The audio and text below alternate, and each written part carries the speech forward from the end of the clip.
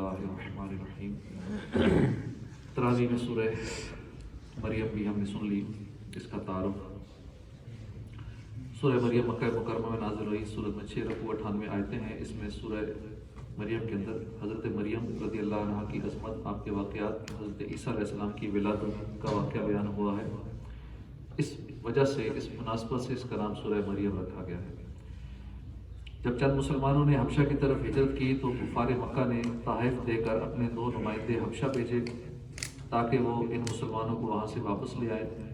جب وہ حبشہ کے بادشاہ نجاشی کے دربار میں پہنچے اور اس کے سامنے اپنے آنے کا مقصد بیان کیا تو اس نے کہا کہ میں پہلے ان مسلمانوں کا موقف معلوم کر لوں۔ چنانچہ مسلمانوں کو جب اس کے دربار میں بلایا گیا اور حضرت جعفر بن ابو طالب رضی اللہ عنہ سے اس کی گفتگو ہوئی تو اس نے کہا کیا آپ کے پاس اس کلام کا کوئی حصہ ہے جو اللہ کی طرف سے نازل ہوا ہے؟ تو حضرت جعفر رضی اللہ عنہ نے فرمایا کہ ہاں ہے۔ پھر اس کے سامنے آپ نے سورہ مریم کی تلاوت کی۔ حضرت ام سلمہ رضی اللہ عنہ فرماتی ہیں کہ اللہ کی قسم، نجاشی سورہ مریم سن کر اتنا رویا کہ اس کی داڑھی آنسوؤں سے تر ہو گئی، اور اس کے دربار میں موجود وہ لوگ جن کے سامنے مصاحف کھلے ہوئے تھے وہ اتنا روئے کہ وہ قرآن پاک کے صفحے سارے گیلے ہو گئے ان کے آنسوؤں سے۔ پھر نجاشی نے کہا کہ بے شک یہ دین اور جو دین حضرت موسیٰ علیہ السلام لے کر آئے یہ ایک ہی طاق سے نکلے، اور کفار کے نمائندوں سے کہا تم لوگ یہاں سے چلے جاؤ، خدا کی قسم میں کبھی بھی انہیں تمہارے حوالے نہیں کروں گا۔ حضرت ابو مریم غسانی رضی اللہ عنہ فرماتے ہیں میں نے نبی کریم صلی اللہ علیہ وسلم کی بارگاہ میں عرض کی کہ یا رسول اللہ آج رات میرے ہاں لڑکی پیدا ہوئی ہے، حضور نے فرمایا اس کا نام مریم رکھو۔ چنانچہ اس لڑکی کا نام مریم رکھ دیا گیا۔ سورہ مریم کا مرکزی مضمون یہ ہے کہ اس میں انبیاء کرام کے واقعات کے ضمن میں اللہ تعالیٰ کے وجود، اس کے واحد و یکتا ہونے، اللہ تعالیٰ کی قدرت اور قیامت کے دن مخلوق کے دوبارہ زندہ ہونے اور اعمال کی جزا و سزا ملنے کو ثابت کیا گیا ہے۔ اور اس صورت میں یہ مضامین اور واقعات بیان کیے گئے۔ حضرت زکریا علیہ السلام کے فرزند حضرت یحییٰ علیہ السلام کی ولادت کا واقعہ بیان کیا گیا، اور یہ واقعہ اللہ کی قدرت کی بہت بڑی دلیل ہے، کیونکہ حضرت یحییٰ علیہ السلام کی ولادت اس وقت ہوئی کہ جب آپ کے والد حضرت زکریا بہت زیادہ بڑھاپے کو پہنچ چکے تھے اور آپ کی والدہ بانجھ تھیں۔ ایسی صورتحال میں برخلاف عادت، یعنی عادت کے برخلاف یحییٰ علیہ السلام کی ولادت ہونا یہ اس بات کی دلیل ہے کہ اللہ تعالیٰ ہر چیز پر قدرت رکھتا ہے، وہ چاہے تو بڑھاپے میں بھی اولاد، بانجھ پن میں بھی اولاد عطا فرما سکتا ہے۔ نیز حضرت زکریا علیہ السلام کی نیک بیٹے کی مانگی ہوئی دعا قبول ہونے اور یحییٰ علیہ السلام کو بچپن میں ہی منصب نبوت سرفراز فرمانے کا ذکر ہے۔ اس کے بعد عیسیٰ علیہ السلام کی ولادت کا واقعہ بیان کیا گیا کہ اللہ تعالیٰ نے فطری طریقے سے، جداگانہ طریقے سے اپنی نیک بندی حضرت مریم رضی اللہ عنہا سے اپنے بندے عیسیٰ علیہ السلام کو بغیر باپ کے پیدا فرما دیا، اور یہ واقعہ اللہ کی عظیم قدرت کی بہت بڑی دلیل ہے کہ انسان کو پیدا کرنا مرد اور عورت کے ملاپ پر ہی موقوف نہیں ہے، اللہ چاہے تو بغیر مرد و عورت کے بھی پیدائش کر سکتا ہے، اللہ تعالیٰ قادر ہے۔ حضرت عیسیٰ علیہ السلام کی ولادت کے وقت حضرت مریم رضی اللہ عنہ کو دی جانے والی تسلی کا ذکر ہے، اور جو ان پر انعامات کیے گئے اس کا ذکر ہے۔ یہ بیان کیا گیا کہ عیسیٰ علیہ السلام کی ولادت کی وجہ سے حضرت مریم رضی اللہ عنہ کس طرح لوگوں کے طعن و تشنیع کا شکار ہوئی، ملامت کا سامنا کرنا پڑا، اور کس طرح عیسیٰ علیہ السلام نے جھولے میں بول کر، جس عمر میں بچے نہیں بولتے اس عمر میں بول کر اپنی والدہ کی پاک دامین بیان کی اور ساتھ ہی اپنی نبوت کا اعلان بھی فرمایا۔ عیسیٰ علیہ السلام کی ولادت سے یہودیوں اور عیسائیوں میں اختلاف پڑنے کا ذکر ہے۔ ابراہیم علیہ السلام کے اپنے عرفی باپ آزر سے بتوں کی پوجا کے بارے میں ہونے والی بحث بیان کی گئی ہے، اور آپ کی زوجہ محترمہ حضرت سارہ رضی اللہ عنہا کے بانجھ ہونے کے باوجود ان کے ہاں بیٹے حضرت اسحاق اور پوتے حضرت یعقوب علیہ السلام کی ولادت اور انہیں نبوت ملنے کا ذکر کیا گیا۔ طور پر موسیٰ علیہ السلام کی اللہ سے مناجات کرنے، ان کے بھائی حضرت ہارون کو نبوت ملنے کا واقعہ بیان کیا گیا۔ حضرت اسماعیل علیہ السلام کا ذکر کیا گیا کہ وہ وعدے کے سچے تھے، اور اپنے گھر والوں کو وہ نماز کی تلقین کرتے تھے. اپنی قوم جو تھی ان کی جرہم قبیلے میں آپ کی شادی ہوئی تھی، تو اپنی قوم جرہم کو نماز کی اور زکوٰۃ کی ادائیگی کا حکم دیتے تھے. تو ہمیں بھی چاہیے کہ اپنے گھر والوں کو نماز کی تاکید کرتے رہا کریں، زکوٰۃ وغیرہ کی تاکید کرتے رہا کریں، دیگر فرائض و واجبات کی تاکید ہم اپنے گھر والوں کو بھی کرتے رہا کریں، اپنے بچوں کو بھی ترغیب دلاتے رہا کریں. حضرت ادریس علیہ السلام کے واقعے کی طرف اشارہ کیا گیا اور یہ بیان کیا گیا کہ اللہ تعالیٰ نے حضرت آدم علیہ السلام کی اولاد میں سے ان انبیاء کرام پر انعام فرمایا اور انہیں لوگوں کی طرف رسول بنا کر بھیجا. نیک لوگوں کے بعد آنے والوں کا اپنی نمازیں ضائع کرنے اور اپنی باطل خواہشوں کی پیروی کرنے کا ذکر ہے. جن لوگوں نے توبہ کی، ایمان لائے، نیک عمل کیے، ان کے ساتھ جنت کا وعدہ کیا گیا ہے. اور یہ بیان کیا گیا ہے کہ حضرت جبرائیل علیہ السلام اللہ کے حکم سے ہی وحی لے کر نازل ہوتے ہیں. مرنے کے بعد دوبارہ زندہ کیے جانے کا انکار کرنے والے مشرکین کا ذکر کیا گیا اور انہیں خبر دی گئی کہ ان کا حشر شیاطین کے ساتھ ہوگا اور انہیں جہنم کے آس پاس گھٹنوں کے بل گرا کر حاضر کیا جائے گا. مسلمانوں سے قرآن پاک سنتے وقت مشرکین کا موقف بیان کیا گیا اور سابقہ امتوں کی سرکشی اور ایمان قبول کرنے سے تکبر کرنے کی وجہ سے ان پر عذاب نازل ہونے کا ذکر کر کے ان مشرکین کو ڈرایا گیا. نیز یہ بیان کیا گیا کہ اللہ تعالیٰ ظالموں کو مہلت دیتا ہے اور اہل ایمان کی ہدایت کو زیادہ کرتا ہے اور اللہ اولاد سے پاک ہے، اور جنہوں نے اللہ کی طرف اولاد کی نسبت کی انہیں عذاب سے ڈرایا گیا. یہ بیان کیا گیا ہے کہ اللہ تعالیٰ قیامت کے دن ایمان والوں کو جنت میں داخل کرے گا اور کافروں کو جہنم کی طرف ہانک دے گا. اس کے بعد سورہ طٰہٰ ہم نے سنی، یہ مکے میں نازل ہوئی، اس میں 8 رکوع ہیں، 135 آیتیں ہیں. طٰہٰ یہ حضور کے مبارک ناموں میں سے ایک نام ہے، طٰہٰ. اور اس سورت کی ابتدا میں آپ صلی اللہ علیہ وآلہ وسلم کو اس نام سے ندا دی گئی. اور نبیوں کو تو نام لے کے پکارا گیا نا، لیکن اللہ پاک نے اپنے محبوب کو کبھی یاسین، کبھی طٰہٰ، کبھی مزمل، کبھی مدثر، ان ناموں سے، ان القابات کے ساتھ پکارا. حضرت معقل بن یسار سے روایت ہے، حضور پر نور صلی اللہ علیہ وسلم نے فرمایا، مجھے سورہ بقرہ ذکر سے عطا کی گئی، سورہ طٰہٰ اور سورہ والطور حضرت موسیٰ علیہ السلام کی تختیوں سے عطا کی گئی، سورہ فاتحہ اور سورہ بقرہ کی آخری آیتیں عرش کے نیچے موجود خزانوں سے عطا کی گئی ہیں اور مفصل صورتیں اضافی دی گئی ہیں. حضرت ابو ہریرہ سے روایت ہے، رسول اللہ صلی اللہ علیہ وآلہ وسلم نے ارشاد فرمایا، اللہ تعالیٰ نے سورہ طٰہٰ اور سورہ یاسین کے ساتھ حضرت آدم علیہ السلام کی تخلیق سے 1000 سال پہلے کلام فرمایا. جب فرشتوں نے یہ کلام سنا تو کہا کہ اس امت کو مبارک ہو جس پر یہ کلام نازل ہوگا، ان کے سینوں کو مبارک ہو جن سینوں میں یہ کلام محفوظ ہوگا، اور ان زبانوں کو مبارک ہو جو یہ کلام پڑھیں گے. حضرت عمر فاروق رضی اللہ عنہ اسلام قبول کرنے سے پہلے اسی سورت کی ابتدائی آیات پڑھ کر پکار اٹھے کہ کتنا حسین کلام ہے، کتنا عظیم کلام ہے. اس کے بعد آپ نے اسلام قبول کر لیا.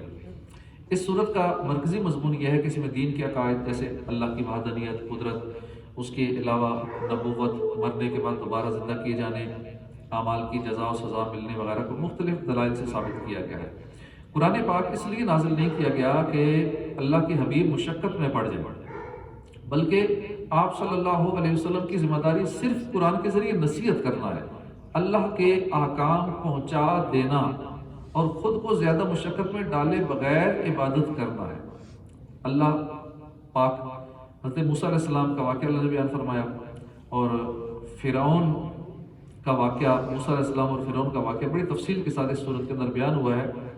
موسیٰ علیہ السلام کو بچپن میں صندوق میں بند کر کے دریا میں ڈالے جانے، ہارون علیہ السلام کے ساتھ حضرت موسیٰ علیہ السلام کو جابر و سرکش فرعون کے پاس بھیجنے اور اللہ کی وحدانیت کے بارے میں اس سے بحث کرنے، جادوگروں کے ساتھ مقابلہ ہونے، موسیٰ علیہ السلام کو پھر اللہ کی مدد اور تائید ملنے، جادوگروں کے ایمان لانے، موسیٰ علیہ السلام کا دریا میں راستے بنانے والا معجزہ ظاہر ہونے، پھر بنی اسرائیل کے دریا پار کرنے، پھر فرعون اور اس کا لشکر جب دریا کے بیچ میں گئے، دریا مل گیا، اس کے ہلاک ہونے کا واقعہ، پھر بنی اسرائیل کا اللہ کی کثیر نعمتوں کی ناشکری کرنے، سامری کا سونے سے ایک بچڑا بنا کر بنی اسرائیل کو گمراہ کرنے، پھر موسیٰ علیہ السلام کا اپنے بھائی حضرت ہارون پر غصہ کرنے، اظہار غضب کرنے وغیرہ کا ذکر ہے. جو قرآن سے منہ پھیرے، اس پر ایمان نہ لائے، اس کی ہدایتوں سے فائدہ نہ اٹھائے اس کے لیے جہنم کی سزا کا بیان ہے۔ قیامت کے دن کی ہولناکیاں اور اس دن مجرموں کے احوال بیان کیے گئے ہیں۔ حضرت آدم علیہ السلام اور ابلیس کا واقعہ بیان کیا گیا۔ اللہ کی ہدایت سے روگردانی کرنے والے کے انجام کا ذکر ہے۔ نبی کریم صلی اللہ علیہ وسلم کو کفار کی اذیتوں پر صبر کرنے، اللہ کی عبادت پر قائم رہنے اور گھر والوں کو نماز کی تلقین کرنے کا ذکر ہے۔ فرمائشی معجزات طلب کرنے والے کفار کا رد کیا گیا۔ اس کے بعد سورہ انبیاء ہم نے سنی تھی، مکے میں نازل ہوئی، 7 رکوع ہیں، اس میں 112 آیتیں ہیں۔ اس صورت میں بکثرت انبیاء کا ذکر ہے، مثلا موسیٰ علیہ السلام کا ذکر ہے، عیسیٰ علیہ السلام کا ذکر ہے، اسی طرح ہارون علیہ السلام، لوط علیہ السلام، ابراہیم علیہ السلام، بالخصوص سرکار دو عالم صلی اللہ علیہ وسلم کا ذکر ہے۔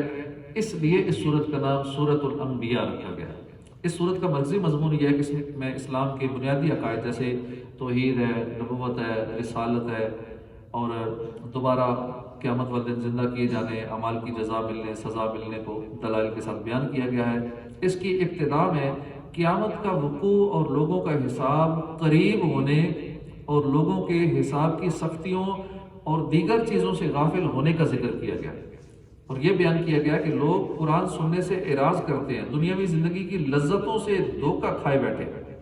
مکے کے مشرکین کی طرف سے نبی کریم صلی اللہ علیہ وسلم کی نبوت کا انکار کرنے کا سبب بیان کیا گیا کہ وہ آپ کو بھی اپنی طرح عام بشر سمجھتے ہیں، لیکن حضور ایسے نہیں ہے، ہماری طرح نہیں ہے۔ آج کل بھی لوگ یہی کہتے ہیں، بول کے کہتے ہیں، اپنی کتاب میں لکھا ہوا ہے، تبلیغ کرتے ہیں اسی چیز کی، ہماری طرح حضور تو بڑے بھائی کی طرح ہے، ہماری طرح بشر ہے، معاذ اللہ ایسی باتیں کرتے ہیں۔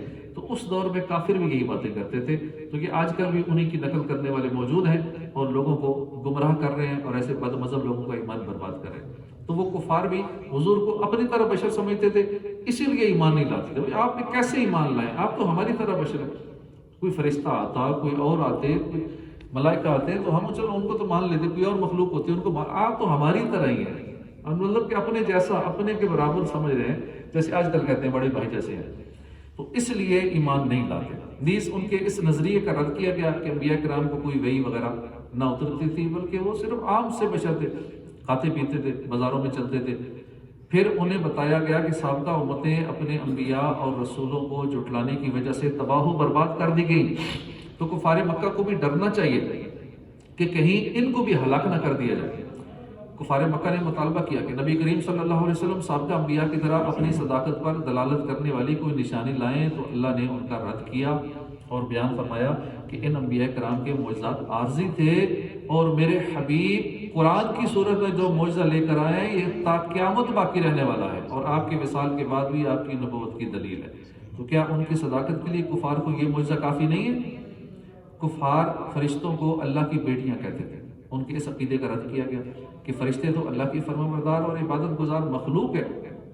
اللہ نے اپنی وحدانیت اور معبود ہونے پر مختلف دلائل ذکر فرمائے، جیسے زمین و آسمان کی پیدائش ہے، دن اور رات کے سلسلے کو قائم کرنا اللہ کی قدرت اور وحدانیت کی دلیل ہے۔ اسی طرح وحدانیت پر یہ دلیل قائم فرمائی کہ اگر اللہ کے ساتھ کوئی دوسرا خدا ہوتا تو کائنات کا نظام درم برم ہو جاتا۔ انہی آیات کے ضمن میں حضرت موسیٰ علیہ السلام، حضرت ہارون علیہ السلام، حضرت ابراہیم، حضرت لوط، حضرت اسحاق، یعقوب علیہ السلام، نوح علیہ السلام، داؤد علیہ السلام، سلیمان، حضرت ایوب علیہ السلام، حضرت اسماعیل علیہ السلام، حضرت ادریس علیہ السلام، حضرت ذوالکفل، حضرت یونس، حضرت زکریا، حضرت یحییٰ، حضرت عیسیٰ علیہ السلام کے واقعات بیان فرمائے گئے۔ ان واقعات کو بیان کرنے کے بعد فرمایا گیا کہ سب انبیاء کرام کا یہی ایک مقصد تھا کہ وہ مخلوق کو اللہ کی عبادت کی دعوت دیں، ایمان لانے والوں، نیک عمل کرنے والوں کو اچھی جزا کی بشارت سنائیں اور ان کو مطمئن کریں۔ یہ بیان کر دیں کہ دنیا میں عذاب یافتہ امتیں آخرت میں اللہ کی طرف ضرور لوٹیں گی اور جہنم کے عذاب میں مبتلا ہوں گی۔ قیامت قائم ہونے کی ایک علامت بیان کی گئی کہ وہ دیوار ٹوٹ جائے گی جس نے یاجوج اور ماجوج کو روک رکھا ہے۔ آج بھی دنیا میں وہ دیوار موجود ہے جہاں پہ یاجوج ماجوج جمع ہے، اور جب قیامت قائم ہونے والی ہوگی تو اس کے قریب وہ اس دیوار کو خود ہی، کیونکہ روزانہ اسے توڑتے ہیں، کھاتے رہتے ہیں، آتے ہیں، اور جب شام ہوتی ہے کہتے ہیں چلو باقی کل کریں گے۔ جب کل آتے ہیں تو دیوار پھر اتنی پوری ہو چکی ہوتی ہے، پھر آتے ہیں، پھر سارا دن لگے رہتے ہیں، اور یہ بہت بڑی تعداد ہے، ان کی آبادی بہت زیادہ ہے یاجوج ماجوج کی۔ تو پھر شروع ہو جاتے ہیں، پھر اگلے دن کہتے ہیں چلو باقی کل کریں گے، دوبارہ آتے ہیں، پھر اتنی بنی ہوتی ہے۔ لیکن جب قیامت قریب ہوگی تو اس وقت ان کے ذہن میں آ جائے گا کہ انشاءاللہ کل کریں گے. جیسے ہی انشاءاللہ کا لفظ کہیں گے تو پھر وہ دیوار اتنی رہے گی جتنی وہ توڑ کے گئے ہوں گے. اگلے دن آئیں گے تو اس سے اگلا کام شروع کریں گے, پھر نئے سرے سے نیا کام نہیں شروع کرنا پڑے گا. تو ایک علامت قیامت آنے کی یہ بیان کی گئی ہے. قیامت کے دن کی ہولناکیوں اور وہ شدید عذاب بیان کیا گیا جس کا سامنا کفار کریں گے, اور یہ ذکر کیا گیا کہ کفار اور ان کے باطل معبود جہنم کا ایندھن بنیں گے. اس زمین کو دوسری زمین سے بدل دیا جائے گا, یعنی روز قیامت یہ زمین نہیں ہوگی, نہ یہ مٹی ہوگی, نہ یہ دھاتیں ہوں گے جو اس وقت موجودہ کیفیت زمین کی, یہ نہیں ہوگی. ایک کنورٹ ہو جائے گی تانبے کی زمین میں. پھر کیونکہ تانبا ایسی دھات ہے کہ جس کو ہلکا سا ہیٹ اپ کرے نا تو بہت زیادہ ہیٹ ہو جاتا ہے, بہت زیادہ گرم ہو جاتا ہے. تو تانبے کی دہکتی ہوئی زمین, حالانکہ یہ زمین بھی سورج جب پڑتا ہے, حالانکہ سورج کروڑوں میل کے فاصلے پر ہے, سورج کا الٹا رخ ہماری طرف ہے, اس کے باوجود گرمیوں میں ہم ننگے پاؤں نہیں چڑھ سکتے, اتنی گرم ہو جاتی ہے. بروز قیامت یہ نہیں ہوگی, تانبے کی ہوگی, اور تانبا ویسے ہی زیادہ گرم ہو جاتا ہے. سورج وہاں نہیں ہوگا, سورج جہاں ہوگا 1.25 میل پر ہوگا. سورج کا بھی الٹا رخ ہے, اس دن سیدھا رخ ہوگا. ابھی کروڑوں میل دور ہے, اس وقت 1.25 نیزے پہ ہوگا, 1.25 میل کے فاصلے پہ ہوگا. اس وقت حالت کیا ہوگی؟ ننگے بدن, ننگے پاؤں زمین پر کھڑے ہوں گے, قدم نہیں اٹھا سکیں گے. بتایا جائے گا عمر کیسے گزاری. زندگی کا حساب تو ہم ایک وقت کے کھانے کا حساب نہیں دے سکتے, ہم ایک آکسیجن مفت میں لے رہے ہیں, اللہ سے فری میں مل رہی ہے, ہر وقت مل رہی ہے, ہم اس کا حساب نہیں دے سکتے. اللہ نے آنکھیں, روشنی, نظر عطا فرمائی, ہم اس کا حساب نہیں دے سکتے. ہم کسی چیز کا حساب دے نہیں سکتے. تو بروز قیامت جب 1 لاکھ پوچھا جائے گا زندگی کا حساب دو. پھر جوانی کا الگ سے سوال ہوگا, جوانی کیسے گزاری, بتاؤ, مال کیسے کمایا, کہاں خرچ کیا. اب یہ حساب حلال کا ہوگا, حرام کا تو حساب ہی نہیں ہوگا. حرام کے بارے میں دھوکہ موقع جہنم میں ڈالتے ہیں بغیر حساب کے. یہ حساب حلال کے بارے میں ہوگا. تو اللہ پاک ہمیں بے حساب بخش دے. تو بے حساب بخش کہ ہے بے شمار جرم, دیتا ہوں واسطہ تجھے شاہ حجاز کا. تو زمین دوسری زمین سے بدل جائے گی, آسمانوں کو لپیٹ دیا جائے گا, یہ سارا کچھ فولڈ ہو جائے گا. ابھی جو ہمارے اوپر آسمانوں کا چھت ہے نا بغیر ستونوں کے, یہ سارا فولڈ ہو جائے گا, لپیٹ دیا جائے گا آسمانوں کو. نیک لوگ ابدی نعمتوں سے اپنا حصہ پائیں گے, اور جنت میں اپنی اپنی زمین کے وارث ہوں گے. یہاں ہم تھوڑی تھوڑی زمین کے لیے, چند پلاٹوں کے لیے زندگی گزار دیتے ہیں. پلاٹ لینے کے لیے, گھر لینے کے لیے ساری زندگی کی کمائی لگا لیتے ہیں. کما کما کما کے کتنی پراپرٹی خرید لیں گے. دنیا میں کس کی زیادہ سے زیادہ کتنی پراپرٹی ہوگی, لیکن جنت کی پراپرٹی جو ہمیشہ کے لیے ہوگی. ایک ایک محل تا حد نظر وسیع ہوگا, ایک ایک محل کی ایک اینٹ سونے کی ہوگی, ایک چاندی کی ہوگی, کوئی زبرجد کا گارا ہوگا, اور مشک و یاقوت اور نہ جانے فرش کس طرح کا. یعنی ایسا تصور بھی بندہ نہیں کر سکتا جو جنت کے محلات کے اندر ہوگا. ہر محل کے اندر سے دودھ کی نہر جاری ہوگی, ہر محل کے اندر سے شہد کی نہر جاری ہوگی, شراب کی نہر جاری ہوگی, پانی کی نہر جاری ہوگی, ہر محل کے اندر سے. اور ہر چیز پیور ہوگی, نہ خراب ہونے والی ہوگی. تو ہر ایک کو اپنی وراثت دے دی جائے گی, یہ تیری پراپرٹی ہے, یہ تیرے محلات ہیں, یہ تیرے پلاٹس ہیں, یہ سارا کچھ ہے, سب کو دے دیا جائے گا. اور وہ ہمیشہ کے لیے ہوگا, کیونکہ اس سے آگے منتقل نہیں ہونا, وہ آخری منزل ہوگی ہمارے انتقال کی. ہم پہلے تو عالم ارواح سے منتقل ہوئے نا, ماں کے پیٹ میں, ماں کے پیٹ سے منتقل ہوئے اس دنیا میں, ادھر سے انتقال کر کے برزخ میں, برزخ سے انتقال کر کے عالم آخرت میں, عالم آخرت سے انتقال کر کے پھر جنت یا دوزخ. اس کے بعد آگے منتقل نہیں ہونا, بس وہی آخری منزل ہے. تو اللہ پاک ہمیں جنت نصیب فرمائے. اس صورت کے آخر میں بیان کیا گیا کہ سید المرسلین صلی اللہ علیہ وسلم سب جہانوں کے لیے رحمت بن کر آئے, اور ان کی طرف یہ وحی کی گئی کہ معبود صرف اللہ تعالیٰ ہے اور اس کا کوئی شریک نہیں. وہ اللہ کے احکام بجا لائیں اور لوگوں کو قریب آنے والے عذاب اور حتمی طور پر واقع ہونے والے قیامت سے ڈرائیں, اور یہ بتا دیں کہ انہیں مہلت ملنا, عذاب میں تاخیر ہونا, یہ ایک امتحان ہے. اللہ تعالیٰ اپنے حبیب صلی اللہ علیہ وسلم اور ان کے دشمنوں کے درمیان فیصلہ فرما دے گا, اور کفار کی تہمتوں اور بہتانوں کے مقابلے میں اللہ تعالیٰ اپنے حبیب کا مددگار ہوگا. اللہ پاک ہمیں قرآن پاک سمجھنے کی توفیق عطا فرمائے. باقی انشاءاللہ سنتے ہیں, کوشش کریں گے صبح سن کے مکمل کر لیں, تاکہ جتنی ہم اب تک سن چکے ہیں کل والی اور آج والی انشاءاللہ صبح کوشش کریں گے تاکہ 2-3 صورتیں مزید سن کے, یہ ہمارا جو روزانہ کا سلسلہ ہے, تاکہ کوئی صورت ہماری رہ نہ جائے. جو ہم تراویح میں سنیں ہم اس صورت کا ایک شارٹ سمری خلاصہ تاکہ ضرور سن لیں، تاکہ ایک موٹا موٹا آئیڈیا ہمارے ذہن میں آ جائے، اور مزید قرآن کو پڑھنے سمجھنے کا ایک تجسس پیدا ہو کہ فلاں واقعہ ہم نے سنا تھا، اس کے بارے میں تھوڑی تفصیل معلوم کرنی چاہیے. تو اس طرح انشاءاللہ قرآن کی محبت ہمارے دلوں میں اور بڑھے گی، نئی نئی باتیں سیکھنے کا موقع ملے گا. اللہ پاک ہم سے کیا کلام فرما رہا ہے، کیا واقعات بیان ہو رہا ہے، انشاءاللہ اس حوالے سے ہماری معلومات میں اضافہ ہوگا. انشاءاللہ بھی سورہ ملک سنتے ہیں. اعوذ باللہ من الشیطان